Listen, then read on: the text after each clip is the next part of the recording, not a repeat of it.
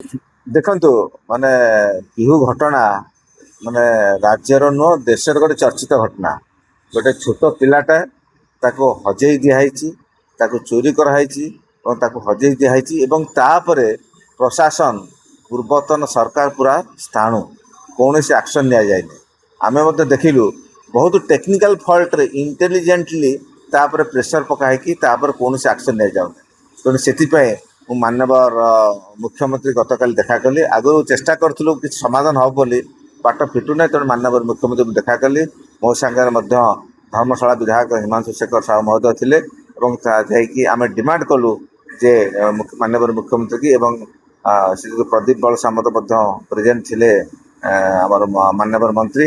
ଆମେ ଡିମାଣ୍ଡ କରୁଛୁ ପିହୁର ବର୍ତ୍ତମାନ ପରିସ୍ଥିତି କେଉଁଠି, ଅବସ୍ଥିତି କେଉଁଠି, ସବୁ ସତ୍ୟାସତ କ୍ରାଇମବ୍ରାଞ୍ଚକୁ ଦେଲେ ହିଁ ଧରା ପଡ଼ିବ।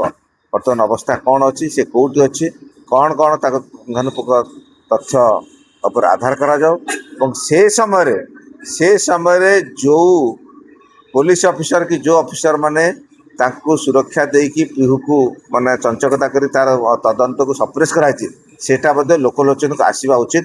ଏହା ଆମେ ଡିମାଣ୍ଡ କରୁଛୁ। ମାନ୍ୟବର ମୁଖ୍ୟମନ୍ତ୍ରୀ କାଲି ଦେଖା କରିକି ଡିମାଣ୍ଡ କରୁଛୁ। ସିଏ ବହୁତ ନେଗ୍ଲିଜେନ୍ସ ମୁଁ ଦେଖିଲି। ସେ ଏଫଆଇଆରରେ ଯେଉଁ ଦିଆହେଇଛି ତାକୁ ମଧ୍ୟ ଚଞ୍ଚକତା କରି ଟାମ୍ପରିଂ କରାଯାଇଛି, ଡେଟ୍ ମାନେ ଅନ୍ୟ ଟାମ୍ପରିଂ କରାହେଇଛି।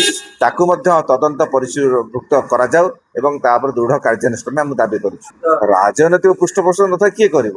ବିନା ରାଜନୈତିକ ପୃଷ୍ଠପୋଷକରେ ସମ୍ଭବ ନୁହଁ। ତେଣୁ ସବୁ ଆଙ୍ଗେଲ ତଦନ୍ତ କରିବା ପାଇଁ ଆମେ ମାନ୍ୟବର ମୁଖ୍ୟମନ୍ତ୍ରୀଙ୍କୁ ଡିମାଣ୍ଡ କରୁଛୁ। ତଦନ୍ତ କଲେ ଜଣାପଡ଼ିବ, କ୍ରାଇମବ୍ରାଞ୍ଚ ତଦନ୍ତ କଲେ ଜଣାପଡ଼ିବ ଯେଉଁ ରାଜନୈତିକ ବ୍ୟକ୍ତିମାନେ ସଂଶ୍ଳିଷ୍ଟ ଅଛନ୍ତି ସେ ନିଶ୍ଚୟ ଜଣାପଡ଼ିବେ ଏବଂ ପିହୁର ଅବସ୍ଥାନ ବର୍ତ୍ତମାନ କେଉଁଠି ମଧ୍ୟ ସେ ଜଣାପଡ଼ିବ। କୋର୍ସଟା ଆମେ ପ୍ରଥମେ ଭାବୁଥିଲୁ, କିନ୍ତୁ ସନ୍ଦେହ ଦୃଢ଼ୀଭୂତ ହେଉଛି ଯେତେବେଳେ ଗୋଟେ କେତେଜଣ ବ୍ୟକ୍ତି ଏଥିରେ ଇନଭଲ୍ଭ ଅଛନ୍ତି। ଆମେ ଭାବୁଛୁ ଯାହା ଗେସ୍ କରୁଛୁ ତାକୁ ନିଖୋଜ ନାହିଁ, ତାକୁ କେଉଁଠି ଲୁଚା ହେଇକି ରଖାହେଇଛି। ତେଣୁ ଯାହା ଲୋକଲୋଚନକୁ ଆସିବା ଦରକାର। ଦୃଢ଼ କାର୍ଯ୍ୟାନୁଷ୍ଠାନ ଯେଉଁ ରାଜନୈତିକ ବ୍ୟକ୍ତି ଉପରେ ହଉ କିମ୍ବା ଅଧିକାରୀ ହଉ ଦୃଢ଼ କାର୍ଯ୍ୟାନୁଷ୍ଠାନ ସେଇଟା ତଦନ୍ତ ପରେ ଜଣାପଡ଼ିବ। ଅପହରଣ ଆମେ ସେ ଭାବୁଛୁ ଅପହରଣ ବୋଲି ଗେସ୍ କରୁଛୁ, କିନ୍ତୁ ଯାହା ତଦନ୍ତ କଲେ ଜଣାପଡ଼ିବ। ଆଜ୍ଞା, କେତେ ଦିନ ସୁଦ୍ଧା କ୍ରାଇମର ତଦନ୍ତ ଦେବେ ବୋଲି ଆପଣ ଭାବୁଛନ୍ତି? ମୁଖ୍ୟମନ୍ତ୍ରୀ କ'ଣ ଆପଣଙ୍କୁ ଆସ୍ୟୁର କରିଛନ୍ତି କ୍ରାଇମର ଦିଆଯିବ? ହଁ, ସେ ମୁଖ୍ୟମନ୍ତ୍ରୀ କହିଛନ୍ତି ମାନ୍ୟବର, ଆମେ ନେକ୍ସଟ ଟାଇମ୍ ଦେଖା କଲେ ତାର ଡିଟେଲ ପୁଙ୍ଖାନୁପୁଙ୍ଖ ସେ ଜଣେଇବା।